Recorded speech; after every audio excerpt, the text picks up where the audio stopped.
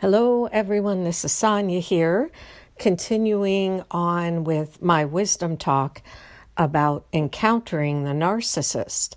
And this is session 4. And in this session, I wanted to talk about how I believe a trauma bond is formed with a narcissist. And in session 3, I took a look at how when we are in a relationship with a narcissist, we are actually having a relationship with their unresolved or unhealed childhood trauma. So as the narcissist is bringing to us their unhealed childhood trauma, this will really begin to show itself much more strongly and overtly as we approach what is commonly referred to as the devaluation stage in a relationship with a narcissist. And the devaluation stage can be very traumatic for us and disturbing, as this will be the pivotal point in the relationship when we will start to experience this alarming shift of the narcissist beginning to criticize and attack us, and often quite brutally. And so at this awful stage, if we try to set boundaries with the narcissist, if we try to defend ourselves, if we try to speak up for ourselves and call them out on what we are beginning to realize is abuse, if we try to do this, what will happen is that the presenting persona of the narcissist, that superhuman persona that they have created that must be perfect, will begin to be wounded by our attempt to set a boundary.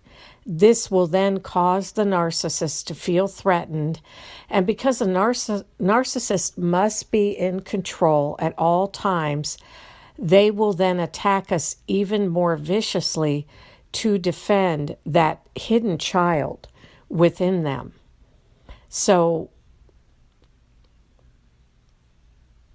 in this moment that they are attacking and devaluing us, the narcissist is actually reliving their childhood trauma that most likely occurred either with their parents or whoever was involved in their upbringing. And here is when we will most likely also discover that all that information gathering they were doing on us in the beginning love bombing stage of the relationship is now being used as a weapon against us as they begin to hurl attacks at us against our character, our beliefs, and our values. And in this devaluation stage, narcissists are projecting their pain and the lack of control that they feel when we are attempting to set a boundary. So unfortunately, in these moments, the narcissist is highly motivated to cause us pain in an attempt to deflect or transfer the pain they are feeling onto us. This is the way they regulate their emotions, which are going haywire as we attempt to set healthy boundaries. They also want us to know in these terrible moments of attack that they have the power to tear us down because they built us up at the beginning of the relationship. So they want us to get this message that they thought we were great at the start of our relationship with them, but now they have discovered we are not at all what they thought we were, and we are actually even the opposite of that. And again, this is all meant to tear us down. And I also believe it's to attack our God-given identity and who God made us to be. And because the narcissists are essentially bouncing their childhood trauma off onto us, they have not done any self-reflection and have embraced this delusion that they are godlike and perfect. And so they look at us after they have attacked us, and when they see us in pain, they often feel that they are winning. And narcissists tend to view all relationships and all connections in a very black and white way, as either they are winning or losing. So in that moment with us, they actually feel that they are winning over whoever attacked them in their childhood.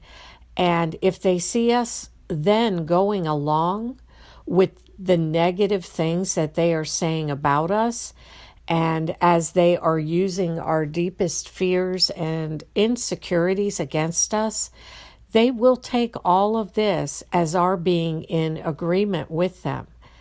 And then they will tell us that we are not the person that we pretended to be in the beginning again, and we are actually this other person that is a failure and all these other negative things.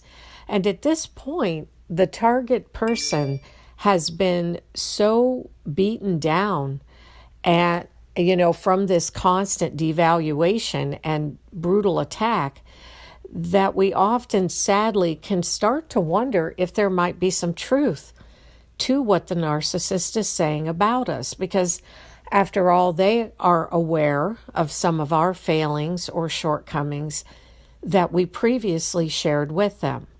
So if we can't fend this massive attack off, the narcissist will have unfortunately managed to form what is referred to as a trauma bond with us. Through this traumatic event and experience of abuse that the narcissist has hurled at us. And it's through this trauma bond that the narcissist keeps us attached to them, because we will continue to feel this need for validation from them. And the narcissist wants us to believe that we can only get validation from them.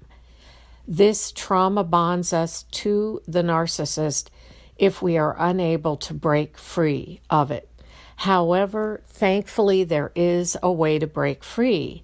And it is by no longer believing that the narcissist is the only way for us to be validated as a person. And once we understand that the narcissist has used manipulation and attack words to bond us traumatically to them, we can fight this by looking at validating things about ourselves.